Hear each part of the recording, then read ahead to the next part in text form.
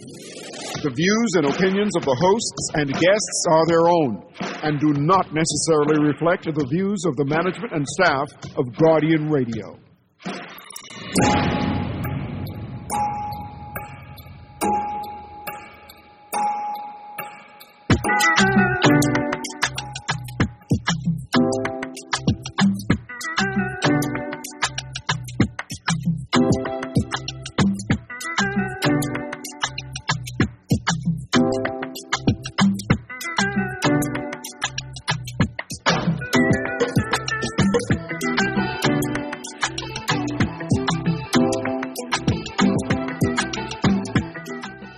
Good yawning this morning and welcome back to Guardian Radio 96.9 FM, your station for fresh news, smart talk all day.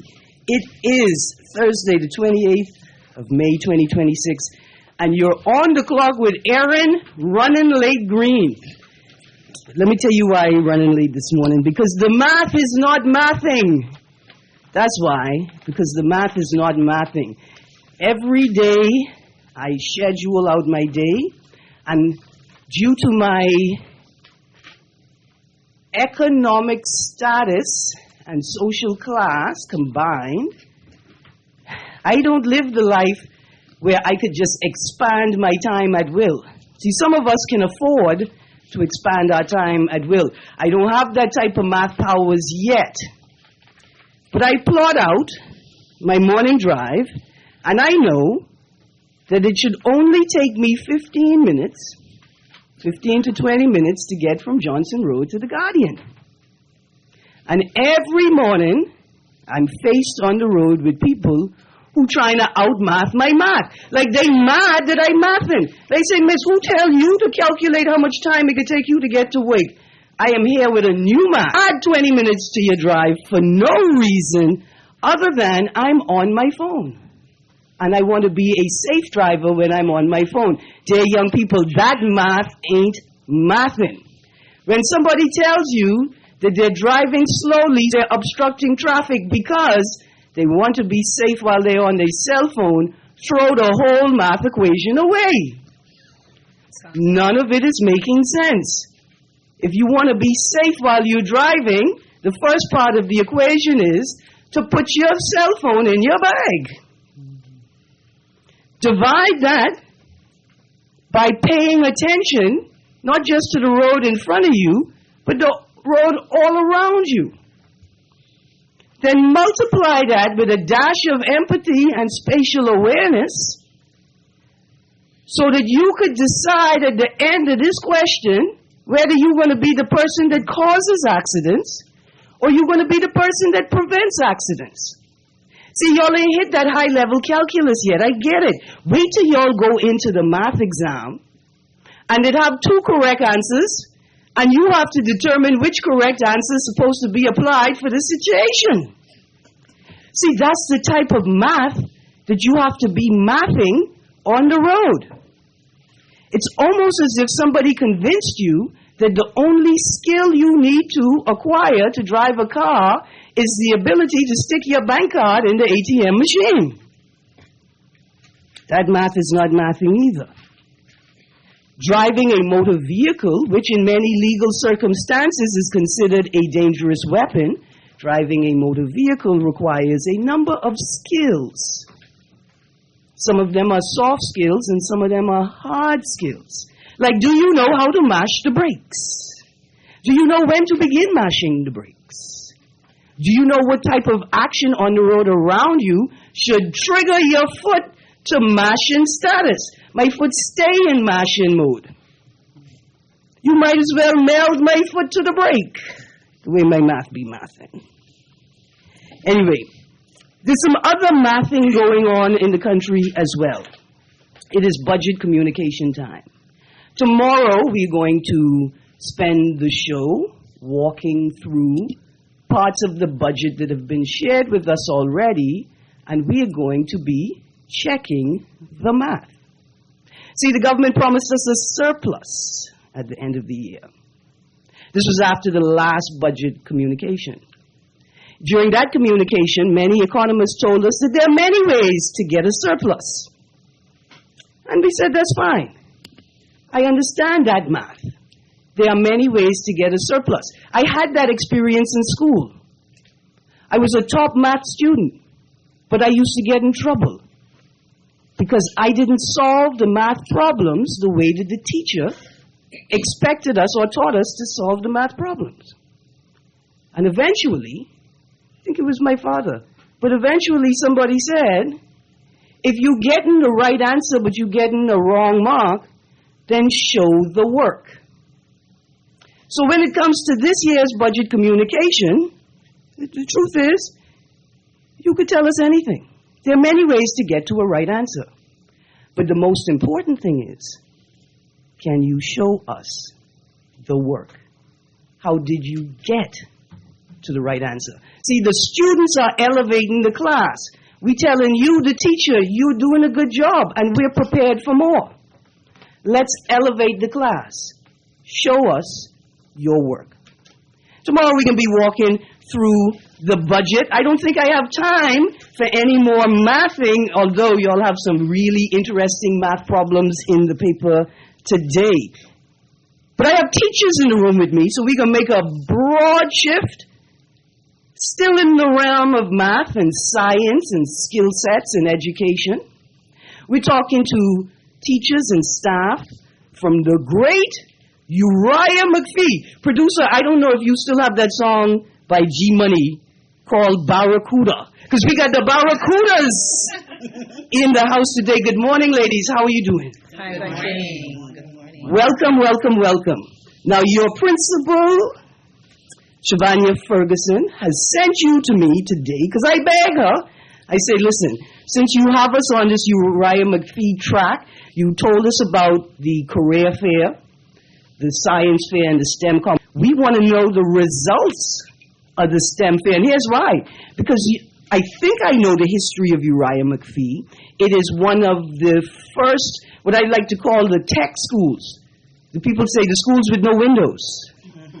Right? So when I saw the clip with the young man, you get his name, I think his name is Mr. Avery Davis, presenting his project on solar panels, I say, yeah, man, this is it. Uriah McPhee understands it. They are entrenching, like they dipping the children in the principles to drive their school.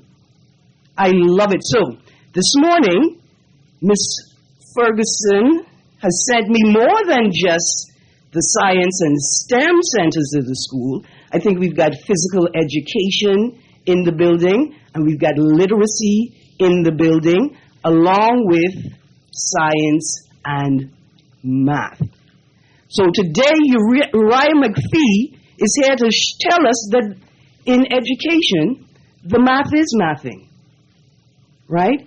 And they are composing the correct formulas, and they're producing champions. They're producing gems. They're producing bright, critical thinking minds. Good morning, ladies. How y'all doing? Fine, thank you. Good morning. Good morning. Please introduce yourself as you start talking. Let's start with STEM and science. Good morning, and tell us eventually about the STEM winners for the STEM competition. Good morning. My name is Shafel Knowles, and I am the science coordinator for Uriah McPhee Primary School, and we had a very exciting year this year. Mm-hmm. It was off the chain. Science, STEM means STEM, education. STEM education is an approach to learning that focuses on the main subjects. This is where we get this STEM. Mm-hmm. Science, S stands for science, T for technology, E for engineering, and M for mathematics. So instead of teaching these subjects separately, STEM education often combines them through hands-on projects. And so Uriah capitalizes on that concept of hands-on projects using these areas of learning And usually every year we have a science exhibition that would feature science, technology, engineering, and math. And we would focus on the curriculum of the Ministry of Education for the grade levels. For the several years in our school, we have been studying this idea of conservation. And our students are well-rounded students. They know about conserving the coral reef. They know about conserving the wetlands. They know about conserving the wildlife. And this year, we had talked about conserving energy. Our theme for our science exhibition was small machines, big systems. Absolutely. And so I was so excited about this theme this year. So as the children was learning this idea of conservation and how to save things in our environment that we can use for later use, the children were put to do various projects. Each grade level had a project to display in our science exhibition. The preschool had STEM coloring. Grade 1 built levers and pulleys. Grade 2 actually constructed cruise ships. Okay, hold on. So you're telling me that in grade 1, the students created a system of lever and pulleys, so when mommy, who is sitting right next to the remote, call them from the bedroom to come bring her the remote, they could just hit the button and the lever and the pulley pick up the remote and put it right in mommy's hand? This is the type of mind that we're trying to mold. Awesome. Early. Awesome. Believe it or not, we try to instill in our children early that they can be innovators of great things, of inventions.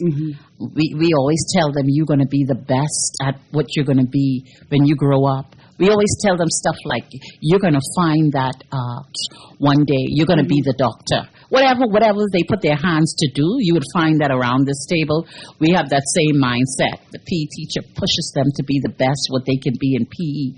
The reading experts, the reading coordinator, she pushes them to be the best in the literacy areas, and of course the math the same. I would always tell them these things. You're going to go to space one day.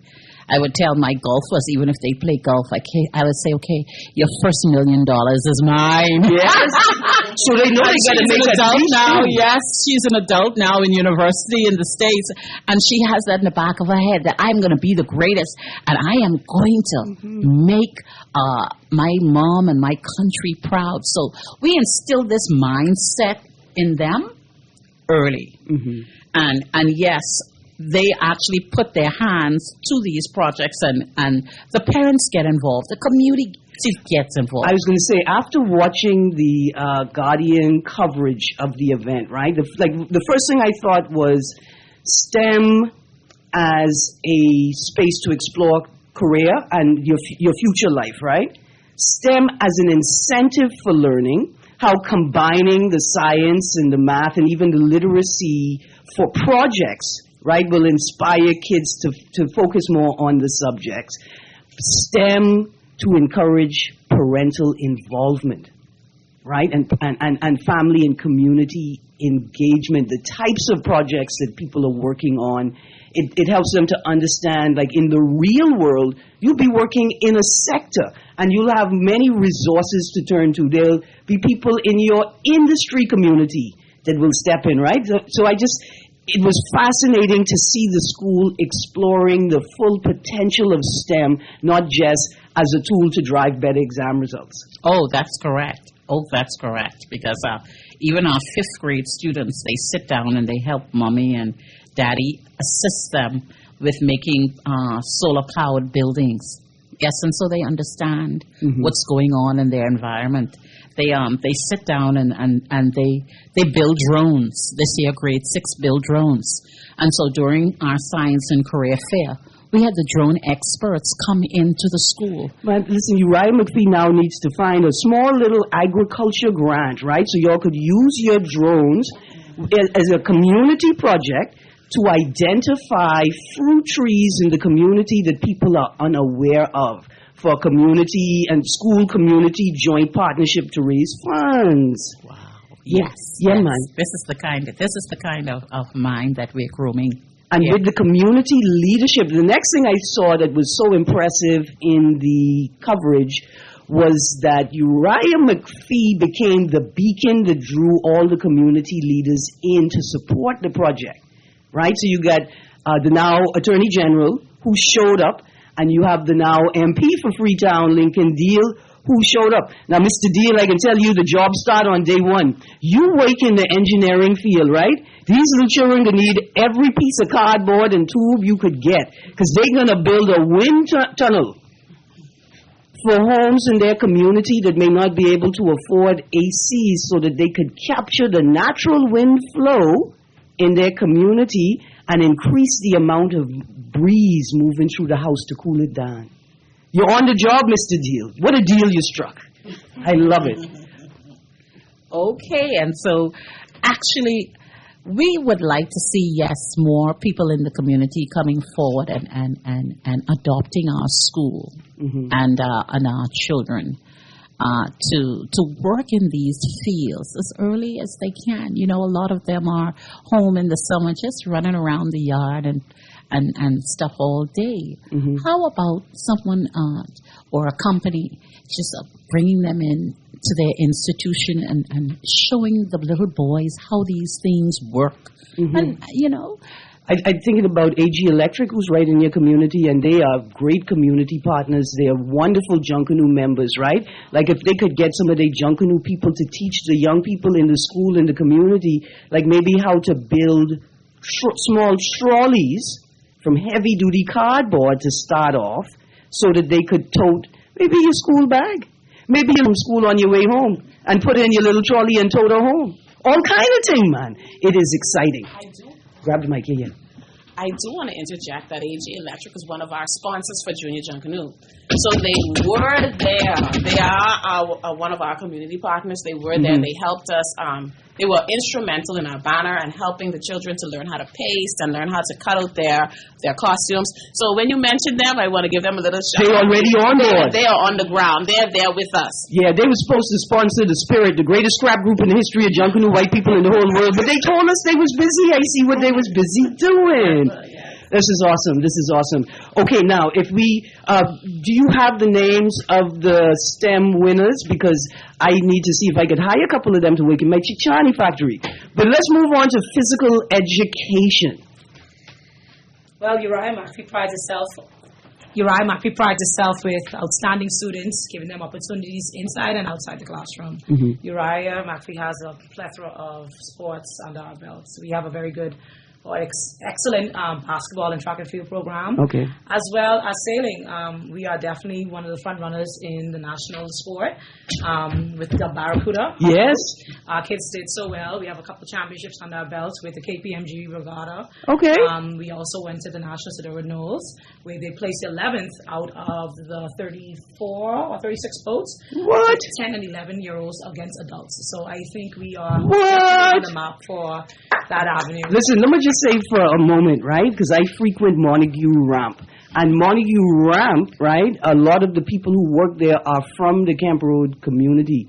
You can't beat the water bad like they could beat the water bad. Right? Like I talking about, but them they going in there and they picking up 3 and 5 bundle of conch one time and lifting it up out the ocean. Right? They, when your boat go down or it drift off, they swimming out and pulling the boat back in. Good morning to the Montague Ramp crew and the Camp Road, by them. You know, on Sunday you say sir and ma'am, but midday they are the Montague Ramp by them, and they're doing a wonderful job. What I like about that space as well is in the summer breaks, those guys bring their children to work with them. You know, it is community minded. The atmosphere shifts in the summer and during school breaks, and a lot of young people are able to make money and begin learning about economic agency in that space. And so I say to the government, always keep Montague Ramp open. It has a place in the Camp Road community, you know, and is very important. Now back to physical education. Do you train your students how to use a bouncing castle properly in physical education? Well, we have so much other things under our belts that we kind of put that on the waist. Okay. Speaking with that, the sailing, Mr. Pateman, our sponsor, we have so many people assisting us inside and outside. We cannot wait for the pool to finally or officially be open. Okay. Thank you to Attorney General, Mr. Wayne Monroe. We cannot wait, and hopefully Mr. Deal will continue to support that program. Yeah. The school is up and ready. We are also excited for our boxing program to return back this year now that they have the gym again. And rugby is on our way to Uriah Mathews Grounds. So we're waiting. We're ready. Listen, this is good. Okay, so first thing we like to say is, these Camp Road boy them, they a little aggressive, they a little outrageous. So first of all, it hot in Camp Road. It hot. You build all them buildings on the hill and the breeze don't flow the same way it used to flow down into Camp Road no more. Plus, y'all is drive through Camp Road like y'all forget people is live there. Not through there, man. Our parents are there. Our guards are there. Our securities are there. We have people watching us when we're out on the grounds for PE. The neighbors are always there. Yeah. They come and find out if the children have water. Yeah. Do we need to use the court for electricity if we're putting something out? We have support. Yeah, absolutely. When you see those faces are letting you know this community is protected. Right? Not just from violence, but the people in this community are safe and they know they could reach out to the community. And our officers are always there. One phone call away and they're there before we blink. This is awesome. We are definitely protected. This is awesome. Y'all just play parking at your school? Sometimes. Yeah? Sometimes. We try to limit those types of contact sports. To be able to sport, because we got a strict curriculum that we're running through because we have things to do and we want to keep on accomplishing the things that we're accomplishing now. And I like the idea of giving students the opportunity to touch as many sporting disciplines as possible. When I saw that there was breakdancing in the 2024 Olympics and we didn't send a team, we fifth string team, that's Perry Christie, Greg Davis, and we could have sent them. And we become victorious. Right, you know what I'm saying? And so there is potential, even though we have not established a discipline locally, right? That the kids can develop the soft and hard skills necessary to engage any sports discipline. Right. Most definitely. I think our biggest issue with the public primary school is facilities. The high schools have their gymnasiums. The primary schools need it as well. Yeah. The outdoor courts is okay, but there's nothing like having a safe space to improve or to develop. So, I can't wait till the pools, with the 5 or 6 that are almost completed now, I think that swimming program alone will benefit with the discipline and the upcoming sense of self, independence, sense of belonging, right? Sense of economic capacity. Imagine you in an archipelago surrounded by water. You come from boat people, but you don't know how to swim, or you are scared about handling a boat. To be able, as a young person, to step into that part of your national identity. And that's why I'm saying those guys who work at Montague Ramp, you may feel like there's always a sort of a class perspective. That ain't no real job.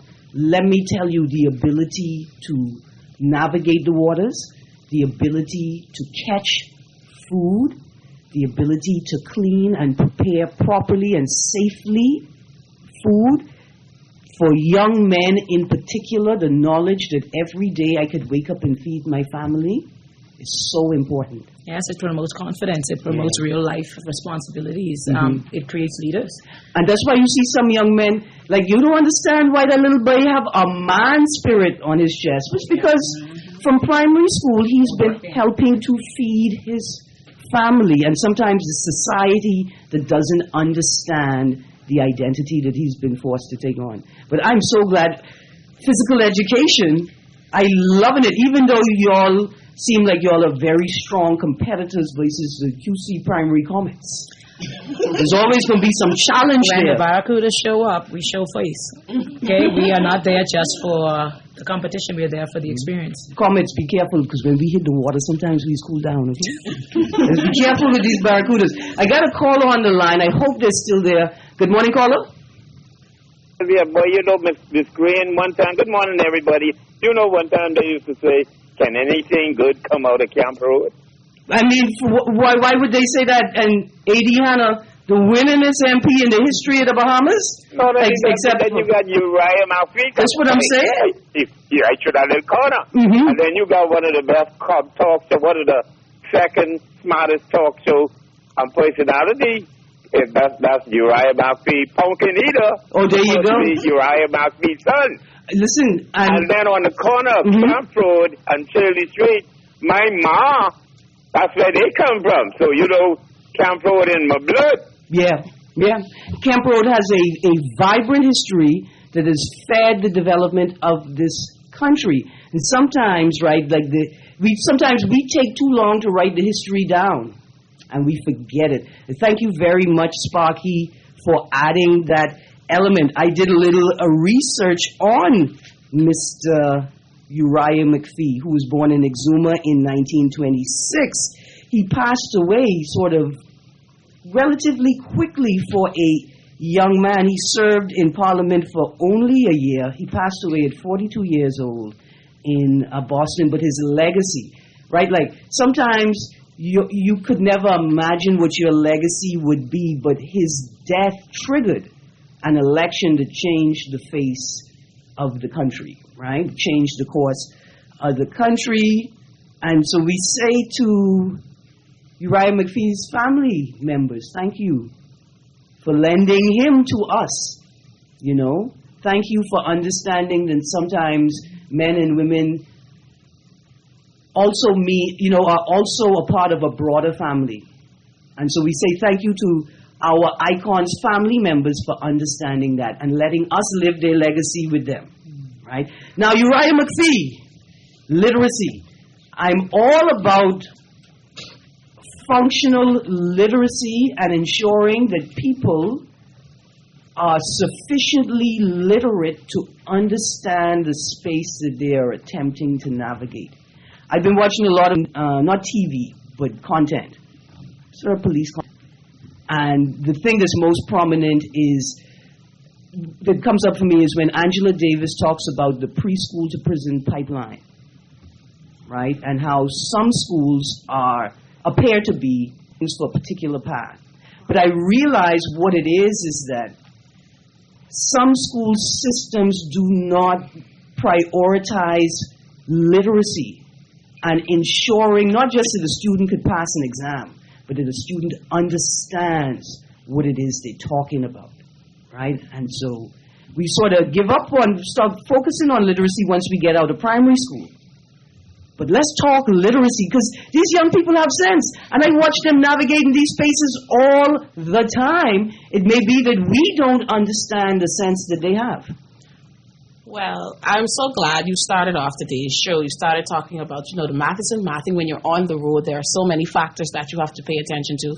And just like the physical factors of mashing down that gas, like you say, you have signs. You have signs all around you that have to be followed, the rules of the law and the things that are on the road. Those things have to be followed. And that's where literacy comes into play. And just for those listeners who might be listening, literacy includes reading, writing, listening, and speaking. All of that is included in the definition for literacy. So to be a literate person, you must be able to do all four of those things. This year, earlier on in September, UNESCO, which is a branch of the United Nations, they brought out a theme that we are supposed to be promoting literacy in the digital era this year. Mm-hmm. Because we know we're moving into that where digital and all of those things would come along with STEM, solar, and all of those new innovations. These things have to be put into our literacy program as well. So what we have started under the leadership of our principal, she has brought to us an online program, Harcourts. It's a Harcourt HMH program. It's an online digital platform.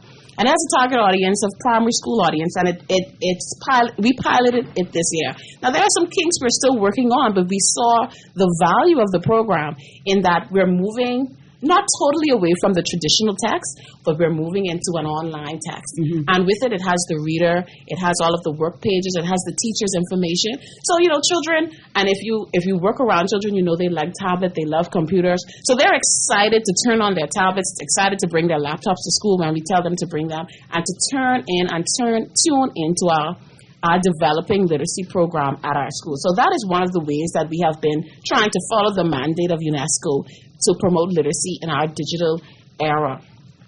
Also, this year we want to give some shout outs to some of our children that have done extremely well this year.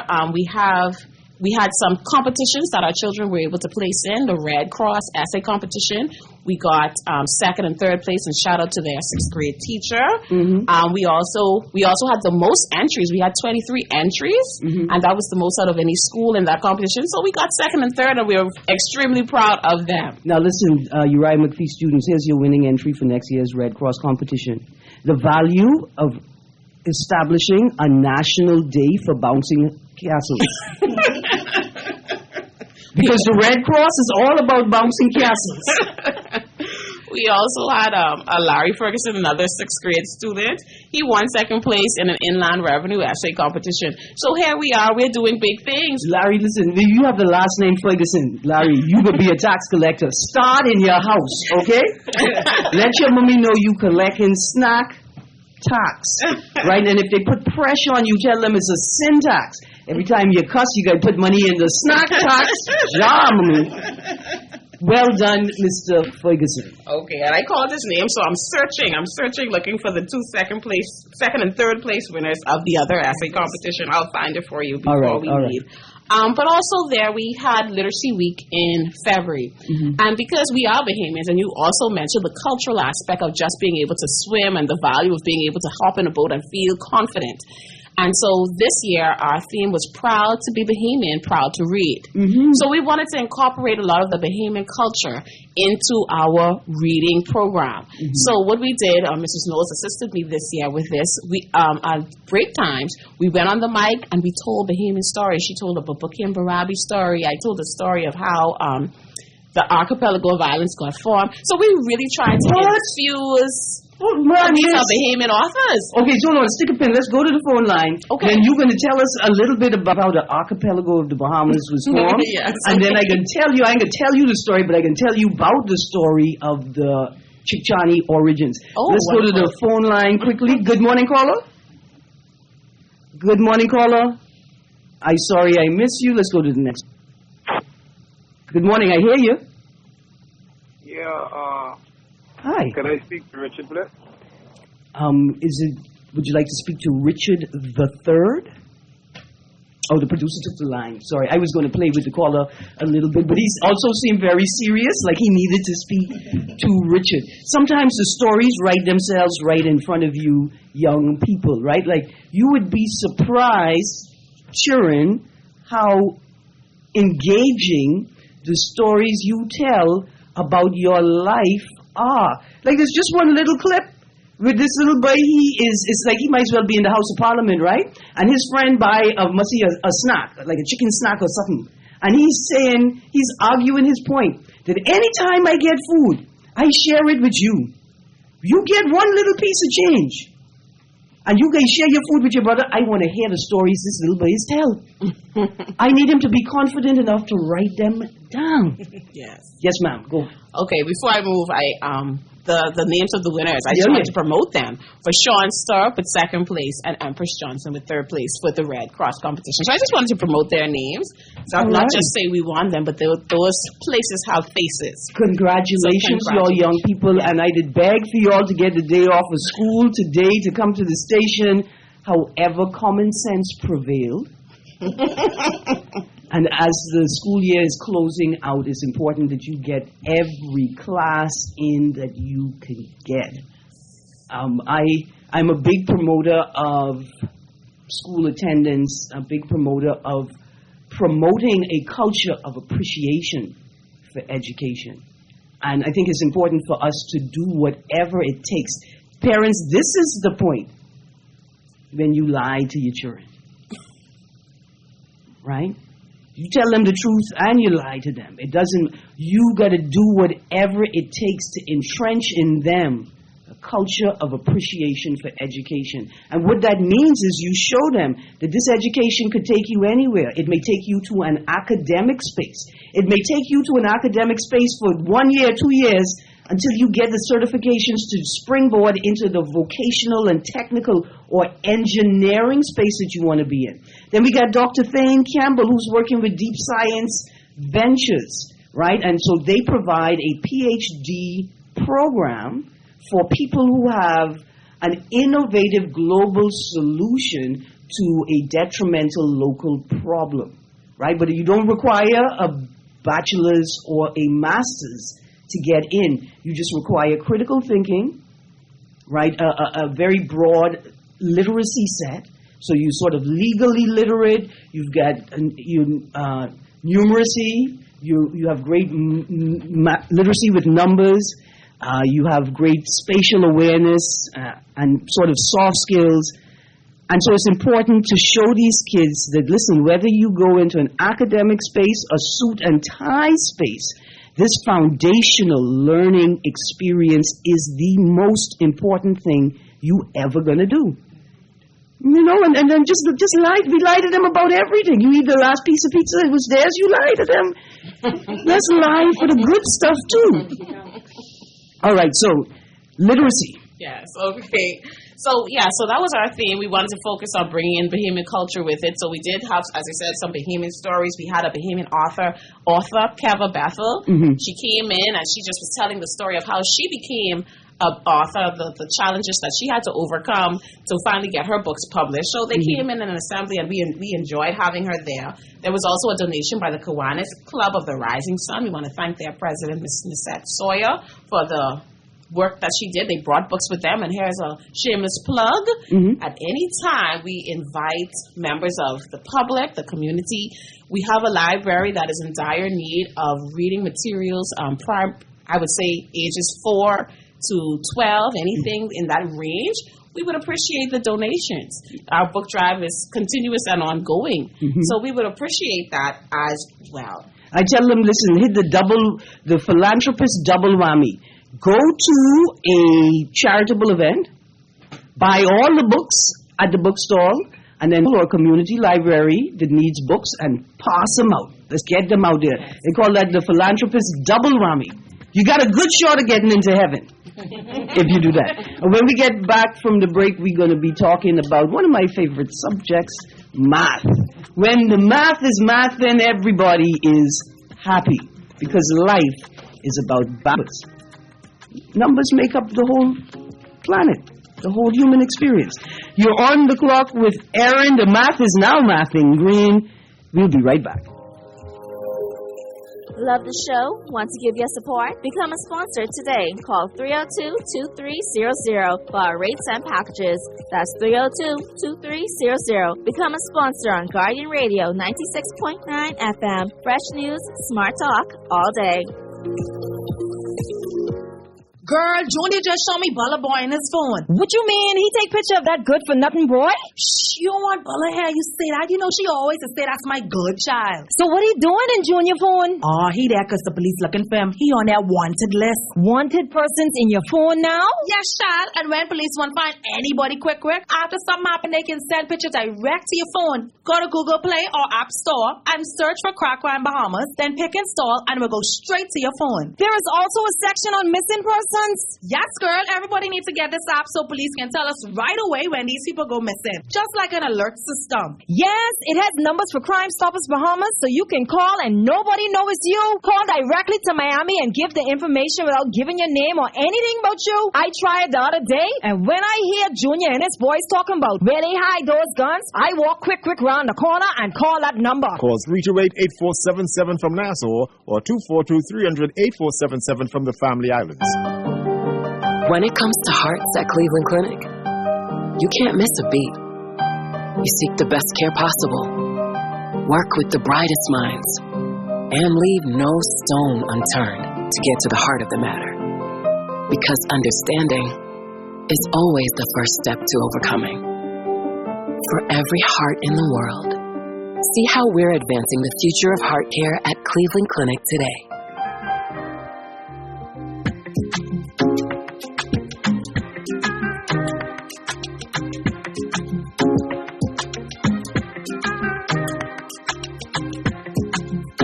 Good morning and welcome back to On the Clock with Erin Greene. We are in studio, and forgive me for not sort of announcing it more regularly during the conversation. We are in studio with teachers and staff from Uriah McPhee, the home of the Barracudas and one of the leading junior sailing programs in the country. Let's start with the text. I was so excited to see that Ministry of Education has a summer reading list for all grade levels. It is on their Facebook page. There are some Bahamian books on the list too. And let me just say to listeners and the general public, did you know that you could start your own Bahamian reading list as well on your Facebook page? And you would be surprised how many people would see that as a valuable resource. And don't think, well, it's just a regular who wants to know what I'm reading. Well, they're going to juxtapose your selections with other people's selections. Put it out there. We're using this phone and Putin's internet to do all kind of foolishness. We could be building the resources we want for ourselves and our children and not waiting on other people to build it for us. In fact, I would just start, we have so many avid book readers in this country. People who when you see them, there's always a book in their hand or peeking out their purse or even their backpack, right? Reach out to book publishers and say, hey, have you ever thought about sponsoring the Bahamas? Have you ever thought about a formal arrangement with the government of the Bahamas to make us your home of reading? Ministry of Tourism, you ever thought of inviting tourists to come to the Bahamas to read on the beach as a collective? Make it a global or a regional phenomenon? We read anywhere. We read anywhere would be the theme of it, right? On the beach, eating a peach, anywhere. Okay, so let's get to the math. I love math. I'm a math student, but I love math because the world is built on mathematical equations, right? The whole world, the words that we speak, the tones that we use, the way that we move our bodies, they're all mathematically driven. Good morning, ma'am, and please tell us your name. Good morning. I am Miss Chanel Kemp. I am the mathematics coordinator at the Great Uriah McPhee Primary School. A lot of persons shy away from math. Mm-hmm. I love that you love math. I don't know why they shy away from math, because Bahamians are the best maths in the mathing world. The way they play dominoes, and the way they play backgammon, and the way they play checkers and chess. These people, you go to Montague Ramp. In fact, I need you all to go to Montague Ramp to look for your math tutors, especially for some of them young boys who be like, man, miss, I too rough to be focusing on school, man. I can't let these people see me studying and trying. Go to Montague Ramp and get some of them big man them out there to show these hard little boy them how to math. That is correct. We want our students at Uriah McPhee and throughout our Bahama land to understand that math is important. So in mathematics, we have a little jingle, a little song at Uriah McPhee. And it's very simple, so our listeners can even join in once they get it. And the words are, math is important, yes it is. And we say that twice. And then if you want to succeed, then math is what you need. Math is important, yes it is. And it's sung to the tune of If You're Happy and You Know It. Math is important, yes it is. Math is important, yes it is. If you want to succeed, then math is what you need. Math is important, yes it is. And if you want to pass, you got to know how long to mash the gas. Math is important, yes it is. Because when you're entering a roadway, you need to be able to determine the rate of speed that the cars already on the road are moving at, and what is the rate of speed that you need to enter the roadway with to enter it safely without obstructing any other vehicles. That's the math. And I want you all young boy them in particular, and the young girls them in particular, to know when you're looking at that boy in that car, and you say, oh, that car could go fast, right? All of those guys who drive those cars well, they have to have math skills. They have to have math skills. Don't let them fool you talking about, miss, I don't study no school, I's a prancer. The young man to understand the speed he has to move at and the force he needs to pull the front wheel up safely, the angle that he needs to maintain with the top wheel that is off the ground to maintain the direction of the wheel that is on the ground. That's math. All the bad man thing you all think is bad man thing is math. Yes, ma'am, let's get back to mathing. Yes. And this is what we want our students to understand. We want them to see that math is everywhere, that they need math in everything. Mm-hmm. This year, our theme for mathematics was mathematics and hope. Count on math. It all adds up. Yes. All the time, whatever you're going through, know that math has an answer.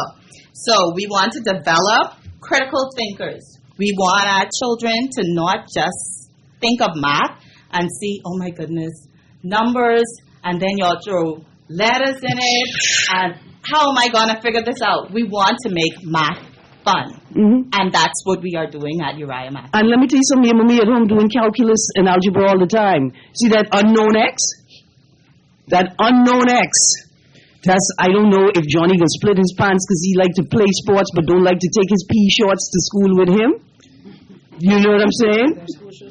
That X is, boy, it's fruit season and I was supposed to prune these trees back. If one of these limbs hit the house, that's $200, I may have to take out the budget.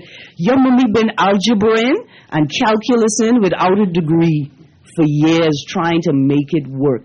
And here's the thing, like Ms. Kemp said, if you create the budget and you do the math properly and you stick to that budget, you're going to get the right answer every time. I love it. Keep going. Yes. So, like I said, we want to make math fun. We want to show our students that math is everywhere, and once you make it fun, they will always remember it. Mm-hmm. So we have incorporated some initiatives during the school year. Mm-hmm. One of our initiatives in November, we did the pumpkin patch math. So each grade level, we had a board, and each grade level had their own columns. We had problem of the week every week. As they got it right, they got a pumpkin added to their patch. Okay. Of the month. Somebody made them a pot of pumpkin soup? They got prizes. Okay. That's good too. And within this, we also made it real. We brought in real pumpkins. The students were able to measure the pumpkins. They were able to estimate how much they think this pumpkin how is. many the weight, how many seeds are inside the pumpkin. Oh, wow. We got to cut open the pumpkin, count the seeds, make it gas, and then test it. Mm-hmm. So, and some of those students, it was the first time that they actually saw a real pumpkin. It was the first time that they were able to see inside of a real pumpkin. Yeah. Yes. So they enjoyed that.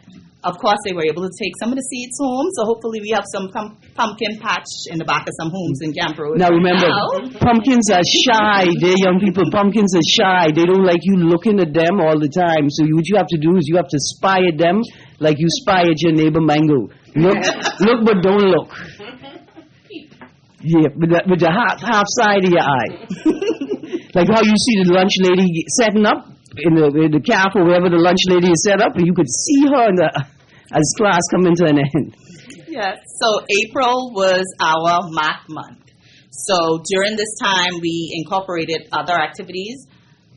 Children love to color, even though they sometimes pretend they don't like the color. Oh, yeah. So what we did a school-wide coloring competition. Okay. And each grade level had a different initiative. So preschool did a color by shapes. So they had to connect the color to the shape to make sure the picture came out right. Mm-hmm. And as you went up, you had color by number, color by addition, color by subtraction, color by multiplication.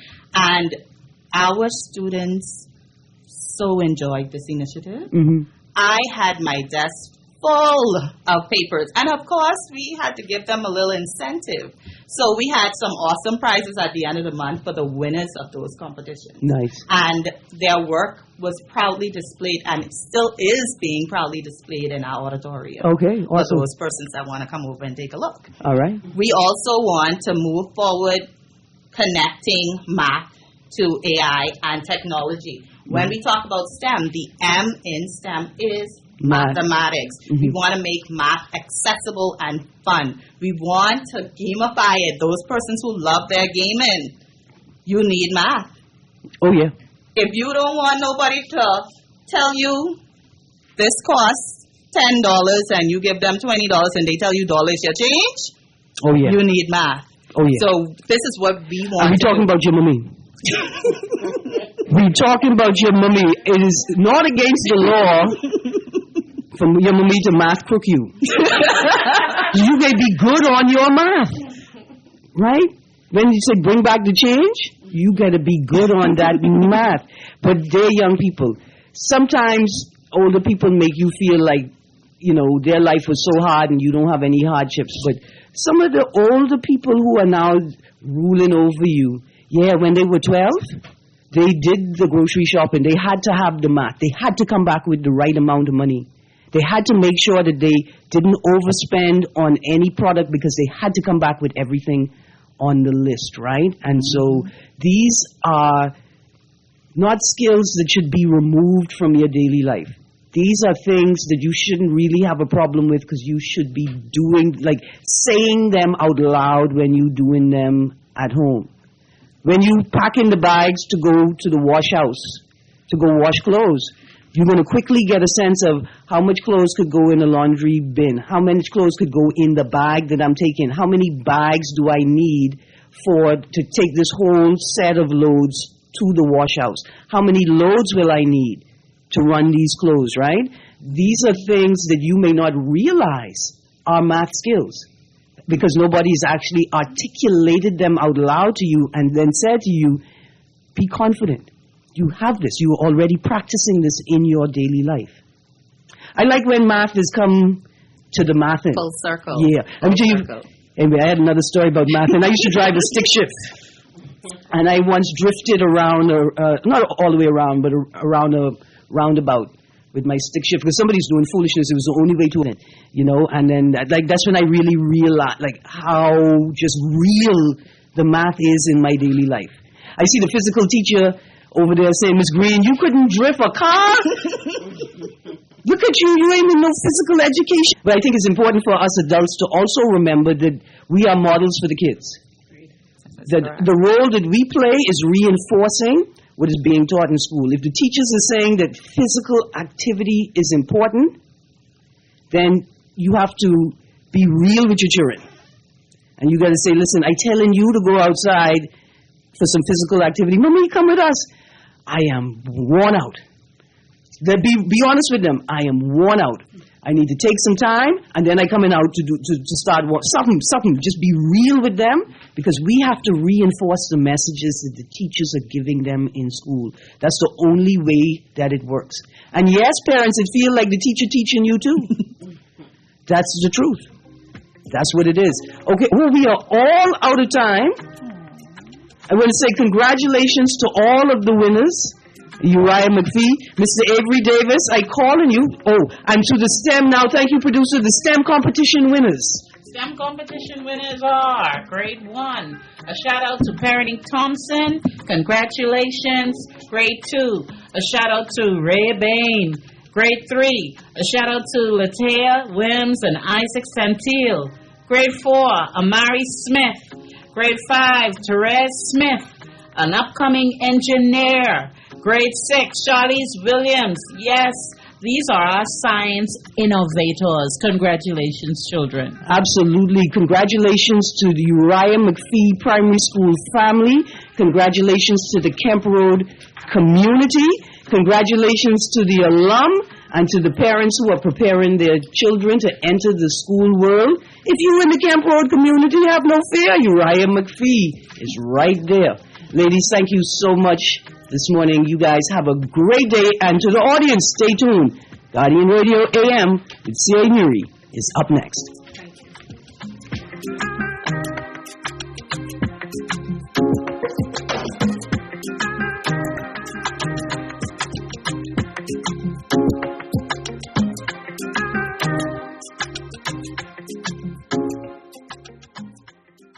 This is Guardian Radio 96.9 FM, streaming on GuardianTalkRadio.com and the Guardian Radio app, Nassau, Bahamas.